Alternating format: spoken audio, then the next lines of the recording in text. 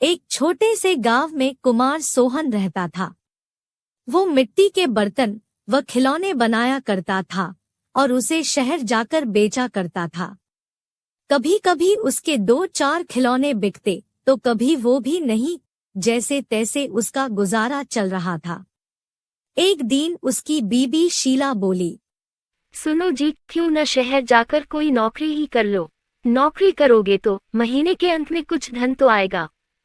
बीवी की बात सुन अब सोहन को भी ऐसा ही लगने लगा था, पर उसको मिट्टी के खिलौने बनाने का बहुत शौक था, लेकिन हालात से मजबूर था। बात तो तुम सही कह रही हो, पर कैसे उस हुनर को छोड़ दूं, जिसका नमक हम लोग अब तक खाते आए हैं। मैं जानती हूँ आप बहुत मेहनत और लगन से खिलौने बनाते हो, पर बाजार में बिक्री ना होने से अब हमारा गुजारा नहीं होता। अब तो यह हालत हो गई है कि रसोई में अन्न का एक दाना भी नहीं बचा। ठीक है, मैं कल सुबह ही शहर जाकर कोई न कोई नौकरी तलाश करता हूँ। अगले दिन वो शहर के लिए रवाना हो गया और एक व्यापारी के पास वह नौकरी करने लगा। सोहन वहां नौकरी करता तो जरूर था, पर उसका मन अभी भी अपने चाक और मिट्टी के खिलौनों में ही रहता था। समय बीतता गया।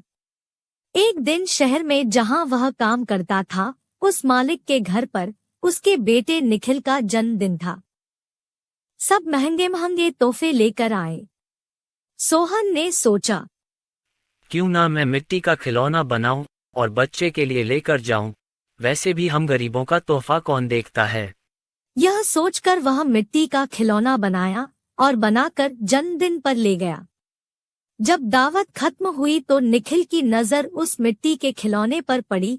उसे वो हाथ में उठा लिया और खुश होकर और भी बच्चों को दिखाने लगा। खिलौना सभी बच्चों को बहुत पसंद आया और जिद करने लगे कि उनको भी वैसा ही खिलौना चाहिए।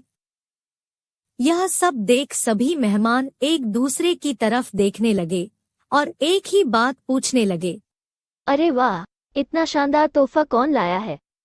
इतना महंगा तोहफा ये किसने लाया होगा? ये खिलौना तो शायद आपका नौकर सोहन लाया है। इतना सुनते ही सब हैरान हो गए। सभी एक दूसरे का चेहरा देखने लगे। तभी मालिक बोला, सोहन तो बहुत गरीब है, इतना महंगा खिलौना कहाँ से ला सकता है? हाँ, मैंने देखा है, ये खिलौना सोहन ही लाया है। ठीक है, सोहन को बुलाओ, उससे पूछो कि ये खिलौना वह कहाँ से खरीदा है। वहाँ सोहन आता है और सब उसी के तरफ देखते हैं। वह माहौल देखकर हैरान हो जाता है। मुझसे क्या गलती हुई, सब मुझे ही घूर रहे हैं।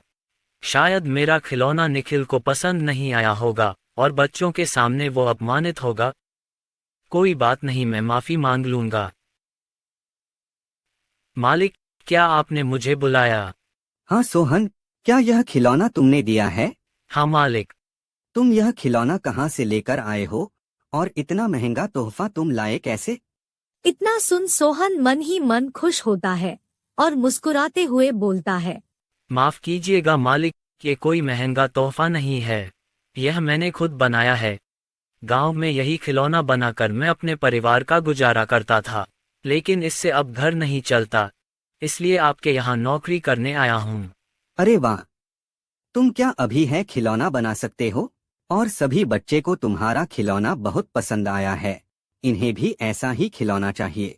सोहन खुश होकर बोला, हाँ मालिक, बिल्कुल बना सकता हूँ। जब कल मैं आऊँगा तो खिलौना बनाकर लेते आऊँगा। अगले दिन सोहन ने शानदार रंग बिरंगे खिलौने बना कर दिए। यह देख मालिक ने सोचा, क्यों ना मैं खिलौने का भी व्यापार करूं। वह अपने बीवी से बोला, सुनीता, सोहन खिलौना बहुत अच्छा बनाता है, उसे खिलौना बनवाकर शहर में उसका भी व्यापार कर लें। उसे सोहन को उसके मनपसंद का काम भी मिल जाएगा और उससे अच्छी तनख्वाह भी मिल जाएगी, साथ ही साथ एक मोटी रकम हम भी कमा लेंगे। ये तो अच्छा विचार है जी। यह सोच मालिक ने सोहन को खिलौना बनाने के काम पर लगा दिया और बदले में हर महीने अच्छी खासी तनख्वाह देने लगा और रहने को घर भी दिया। यह सब पाकर सोहन और उसका परिवार बहुत खुश हो गया और सोहन को उसके मनपसंद का काम भी मिल गया। दोनों हंसी खुशी रहने लगे।